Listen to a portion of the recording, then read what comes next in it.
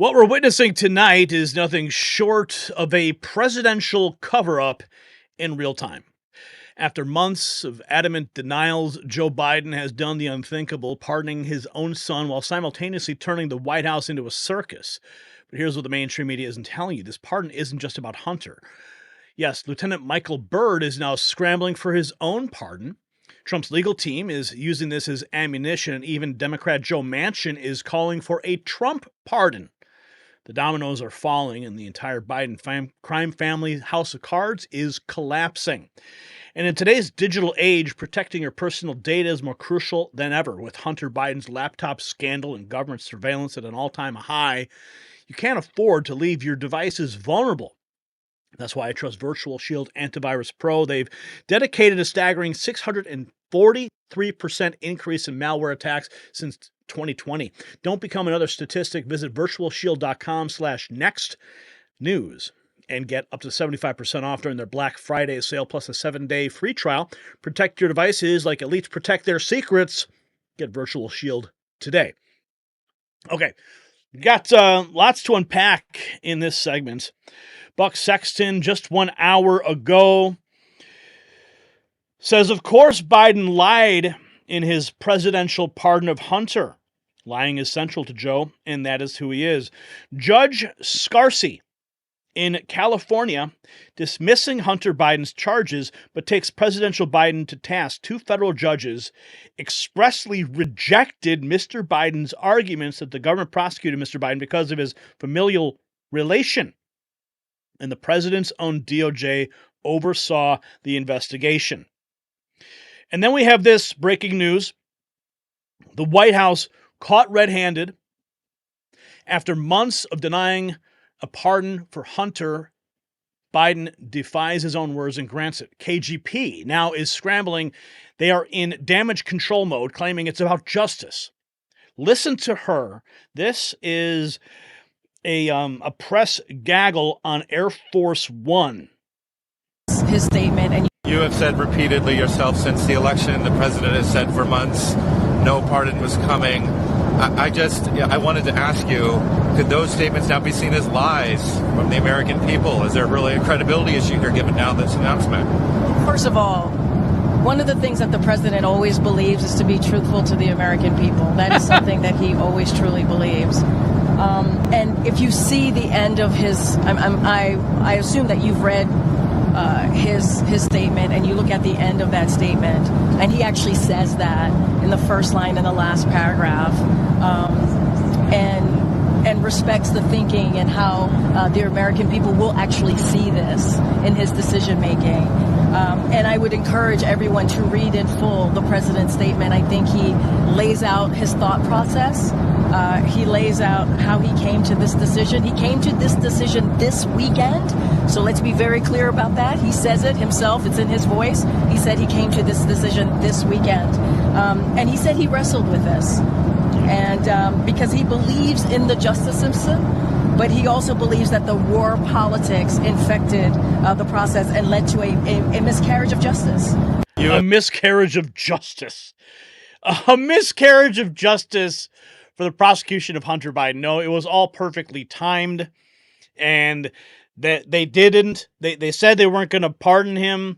It was all about the optics. It was all about the election. They didn't want to generate headlines. They wanted to make it sound like Biden was standing up for the rule of law, and he wasn't going to let family ties get in the way of his executive authority. But they, at the end of the day, they lied to every one of us. Matt Rice, special counsel David Weiss's office opposes Hunter Biden's motion to completely dismiss his indictment based on the pardon. The government does not challenge that the defendant has been the recipient of an act of mercy, but that does not mean the grand jury's decision to charge him based on a finding of probable cause should be wiped away as if it never occurred.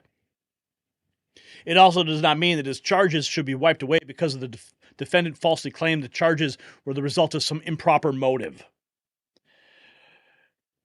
Lisa posting, I sure hope this is true. The Biden crime family should absolutely be investigated. I'm not sure where they would even start the investigation. There are decades of investigations that need to happen. So listen to this, okay? Listen to this. This was apparently posted by Fayou Banks 3.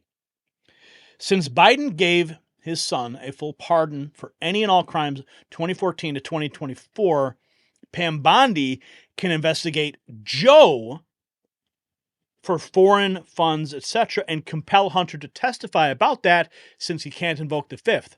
In short, the pardon can backfire, and Biden, Joe, has no immunity as vice president. Think about that. Now, what happens if Joe Biden pardons himself? Remember all that talk about, Trump pardoning himself and stuff like that? This could certainly happen here. I mean, the timeline of this pardon, going back to 2014, covers the whole scope of when Biden was in office. Vice president all the way up to the presidency. So it covers that entire span. Okay, a source close to the White House says that Lieutenant Michael Byrd is requesting a full pardon from Joe Biden to avoid being charged in the slaying of Ashli Babbitt. This is from Right Angle News Network. Byrd knows he committed a crime by asking for a pardon. Civil suit now guaranteed. So he's asking for the pardon because he knows he's guilty. He doesn't want to have a deep investigation by the Trump administration. Trump's going to go back. They're going to review all the January 6th garbage. They're going to release and pardon all the political hostages that are being held right now. They're going to go into the J6 committee. Heads are going to roll, and Byrd knows that he's on the chopping block too, and he should be for what he did to Ashli Babbitt that day. Senator Joe Manchin now calling on Biden to pardon Trump. This is interesting. Listen. What do you? As a father, I don't know of a father that wouldn't have done the same thing. What I would have done differently, and my recommendation as a counsel would have been, why don't you go ahead and pardon Donald Trump for all his charges and make it, it had gone down a lot more balanced, if you will. I'm just saying, wipe them out. What do you think this does for his legacy? I don't know. From that standpoint, it makes it difficult. And other Democratic senators, Jake, agree with that assessment that it has left a bit of a blemish, at least, on the Joe Biden legacy. I'd say a little bit more than a blemish.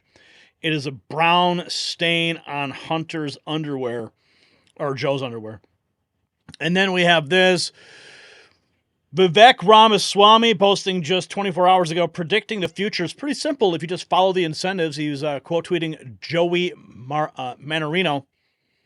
Listen to this. This is what Vivek Ramaswamy posted some time ago. That the Hunter Biden trial was all along. It was a smokescreen. I mean, listen, you got to wait till you hear this. It was designed to make the prosecution of Trump appear nonpartisan. Yet the outcome of the Hunter trial doesn't matter because Joe Biden can and will pardon him. The trial's timing is no coincidence, right after the Trump conviction, but set to finish before Joe Biden leaves the White House. It was all specifically timed, and Vivek called it as it was happening. Trump's lawyers citing Hunter Biden pardon, urging the judge to toss the hush money conviction out the window. Libs of TikTok reporting Biden will go down as the worst president in history. Kalshi, how do you say that? That's one of those betting platforms. Joe Biden's forecasted year-end approval rating has hit a new low following Hunter's pardon. I mean, what do you expect? It was a blatant and outright lie, a slap in the face to every American. I mean, we played you the clip the other day of every time KJP went to the microphone and said that he's not going to pardon, he's not going to pardon, he's not going to pardon, he's not going to pardon. We played you the clip of Joe Biden saying the same thing, not going to pardon, rule of law, blah, blah, blah, blah, blah. Slap in the face. I mean, Joe Biden is going to go down as the worst president in history with the lowest approval rating ever. President's 538 approval rating at the end of the year. 38.4%. That's the forecast. 38.4% is what they're saying. I mean, that is absolutely destructive. And, of course, Insurrection Barbie bringing up this point. The View never fails to embarrass itself. Donald Trump is not a convicted felon. He was found guilty by a jury. He's yet to be sentenced, and he probably never will, because even a DOJ official admitted on camera these were made-up charges to stop him from running. But that doesn't stop The View from spewing their lies every time they go on the air, and that leads them to have to issue legal notes so they don't get sued. In this clip, she actually says Trump is a convicted felon. In the White House, unfortunately, in this country, there are two sets of justice, right? I, too, have many family members convicted of felonies, marijuana, related to marijuana. They haven't been able to get positions in certain places. They haven't even been able to get housing in certain places. When I applied to be a federal prosecutor, there was a checkbox. If you're a felon, explain the circumstances, and you were more than likely not to get that. Now, as Whoopi said, that we have a convicted felon in the White House. Those questions should not be asked of anyone, anytime. And there you have it. That's what she said. I mean, she's lying to her audience again. But that's what they do on The View. They are professionals, just like Joe Biden, at lying to the American people and gaslighting. Here we have, just 7 hours ago, Real America's Voice. Donald Trump filed a motion to dismiss the 34 guilty verdicts. Jeff Clark, USA details Judge Merchan should dismiss. Listen. Sure. There's some breaking news that Donald Trump has now filed a motion to dismiss the 34 guilty verdicts in the Manhattan prosecution. Norm Eisen's busy melting down about it on Twitter, so I thought we should cover it. Can you sort of walk the audience through what's happening there? Sure. So, look, they're throwing everything they can to convince Justice Merchan to dismiss this case, and he really should. And one of the arguments made is that, look, President Trump is about to assume the presidency, which is the most awesome office in the entire world. It's a busy office, right? It requires the full attention of the person who's elected to that office. And so in light of that, at the very least, this should be put on hold until after his presidency is over. And in reality, it should be dismissed because it's a bogus case. It's just adding to all of their existing grounds to dismiss the case. For instance, the main one that I'm fond of is the fact that after the Trump v. U.S. immunity decision on July 1st, President Trump has absolute immunity for consultations he had with his advisors inside the Oval Office, one of whom was Hope Hicks, and they just put her testimony on in front of the jury. And so the jury is, and the case is hopelessly corrupted by that testimony. And that testimony, went into details shared in confidence. And the Supreme Court held that not only did they hold that he has a category of absolute immunity and a category of presumptive immunity, but they also held that they created a new exclusionary rule that said if you're talking about presidential communications that the president is entitled to have and he needs to have to discharge his office, that cannot be introduced in any court. So that rule was completely violated. The evidence was introduced in court. Clearly, the press played and stressed the idea that his close advisor Hope Hicks had testified against him in this trial in Manhattan, and to try to say that had no prejudicial effect on President Trump is ludicrous. So the whole case needs to be thrown out. And the only argument that it seems to me that I saw in this unfolding, was Norm Eisen starting 1 of X, 2 of X, 3 of X. The only real point I saw there was the idea that, look, the trial's already been completed, and so it's not going to be any additional burden on the presidency. But no, there's going to be an appeal. There are going to be multiple appeals. Of course, it creates a burden on the presidency, and it's not like the Clinton v. Jones case where the conduct predated entirely, by years, President Clinton becoming president when he was merely governor of Arkansas. This is conduct that they charged, and this was a fatal mistake of theirs, a fatal mistake of both Matthew Colangelo, who they sent up to Manhattan from New York, and Alvin Bragg, to charge conduct that straddled the time when President Trump prior to him assuming office and after he took office. So having made that and then having, put Hope Hicks in front of the jury, they can't unscramble that egg. The whole case needs to be tossed, or at the very least there would need to be a new trial, and a trial would be... No, how about not? Just toss it out, throw it away. That was Jeff Clark speaking. And here we have Whoopi, MRC Newsbusters. The View host claimed that calling out Joe Biden for pardoning Hunter after repeatedly stating he wouldn't is hurtful to America. Hurtful. You know what's hurtful to America? Lying to America. That's hurtful. Okay? Okay, whoopee.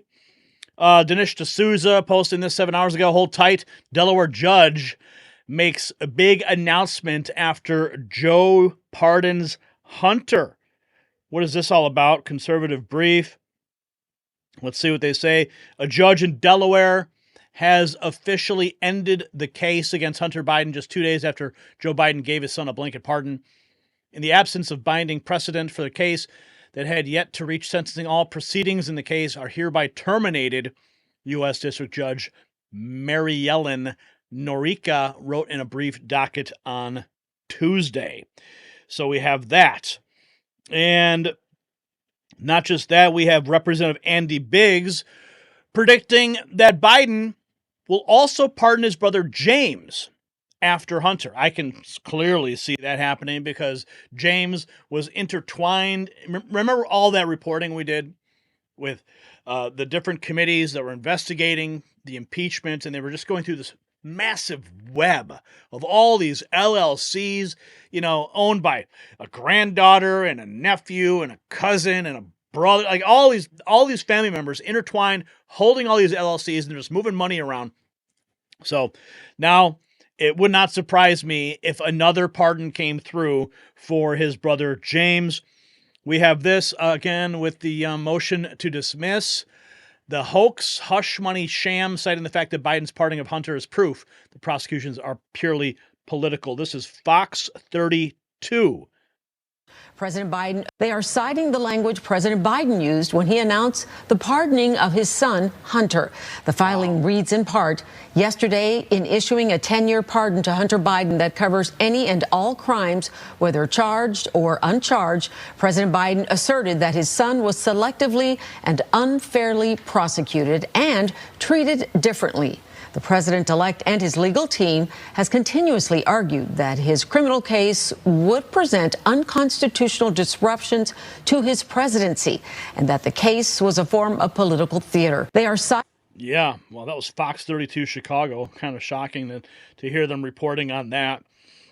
We've also got this, reporters, why did you pardon your son? Okay, now, this is Joe Biden in Africa. Pardon me, I got my allergies kicking in here.